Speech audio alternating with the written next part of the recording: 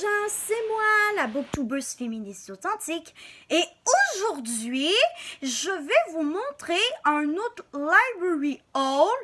Comme si vous voulez voir le library haul de la dernière fois, n'hésitez pas à aller voir ma vidéo que j'ai faite à ce sujet-là durant la semaine de relâche. Bref. Aujourd'hui, ça va être un library haul un peu spécial parce qu'en effet, je me suis emprunté des livres à la bibliothèque de mon école. Donc, c'est parti. Je vous présente le premier livre qui est le tome 2 de la série Les DIY de Maëlie, des fourmis dans les jambes, qui est fait par Marie-Lou Addison et qui est publié aux éditions Boomerang.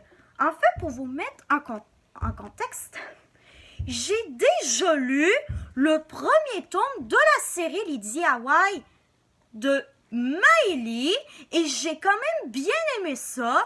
En fait, on rentre dans l'univers de Maëlie, une fan de bricolage qui désire avoir une nouvelle chaîne YouTube, mais sauf que sur son autre chaîne YouTube, elle se faisait vraiment beaucoup intimider. Et ça, c'est vraiment pas drôle, l'intimidation. Pour vrai, gang, si vous subissez de l'intimidation de n'importe quelle manière, vous devez en parler à des personnes de confiance immédiatement. Comme ça, ces personnes-là vont vous aider. Bon. Je vais vous lire le derrière du tome 2, Les DIY de Maëlie. La tête de Maëlie fourmille de 1001 questions. Pourquoi sa mère désirait-elle tant quitter son village? Qu'est-ce qui la poussait à vouloir tout laisser derrière elle, Maëlie comprise? Qui est réellement son père? L'a-t-elle déjà rencontré sans même le savoir? Que lui cachent les habitants de l'endroit où elle doit passer la prochaine année? Quels sont les secrets de Samuel, l'homme qui l'a accueilli chez elle? Quel sera le sujet de son prochain DIY? Et surtout, aura-t-elle enfin droit à son premier baiser? Tout cela, Maëlie compte bien le découvrir. Ça, c'est le tome 2. Maintenant, je vous présente le tome 3 qui s'appelle Des lucioles plein les yeux. Maëlie sait maintenant qui est son père. Elle en connaît un petit peu plus sur le passé de ses parents. Pourtant, il lui reste encore tant de choses à apprendre.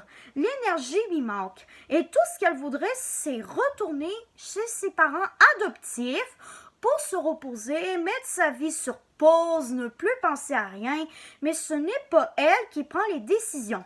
Maëlie a plus souvent qu'autrement l'impression de n'être qu'une marionnette forcée de se plier aux règles qui lui sont imposées. Et si la jeune fille n'écoutait que son cœur pour une fois?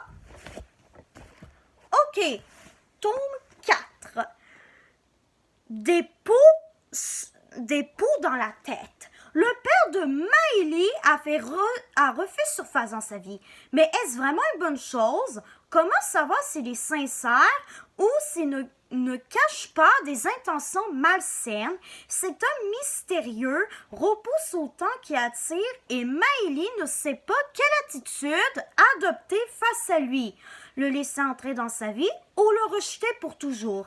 Avec l'aide de Sam, qui sera plus présent que jamais dans la tourmente, Maëlie réussira peut-être à comprendre un peu mieux son passé et surtout prendre les bonnes décisions pour son avenir.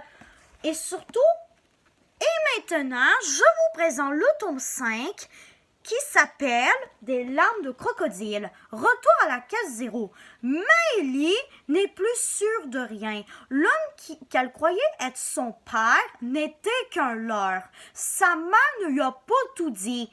Elle lui a sûrement menti. Elle avait ses raisons, il faut croire. Alors, comment connaître la vérité? Comment percer ce nouveau mystère? Dans ce petit village, elle apprendra bientôt que les secrets ne sont pas faits pour être gardés, surtout les plus malsains. Si vous avez un secret lourd et malsain pour vous, dans votre tête, encore une fois, vous devez en parler à une personne de confiance qui va vous aider avec ce secret. Bref, et si le père qu'elle cherchait était beaucoup plus près d'elle qu'elle le croyait? Et si celui qui a mis sa mère enceinte avait aussi fondé une famille à qui Miley pourrait peut-être s'identifier, si seulement on lui laissait la chance. Donc, voilà, c'était mon petit library hall spécial bibliothèque d'école. Ah oui, en passant, pour toutes les femmes, les filles et pour toutes les personnes qui s'identifient comme des filles ou des femmes dans ma communauté, je vous souhaite une bonne journée internationale des droits des femmes. Et rappelez-vous les girls, ce n'est pas juste que le 8 mars qu'on doit se battre. Non, c'est toute l'année qu'il faut se battre pour nos droits, pour nos chances, pour nos libertés, pour l'égalité. Go Power! Donc, c'était ça ma petite vidéo d'aujourd'hui.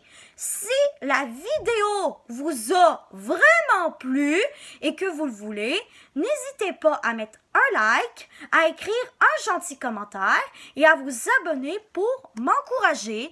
Et n'hésitez surtout pas à aller voir mon compte Bookstagram, la Bookstagrammeuse féministe. C'était la Booktubeuse féministe et authentique et on va se revoir plus tard avec une prochaine vidéo de critique littéraire.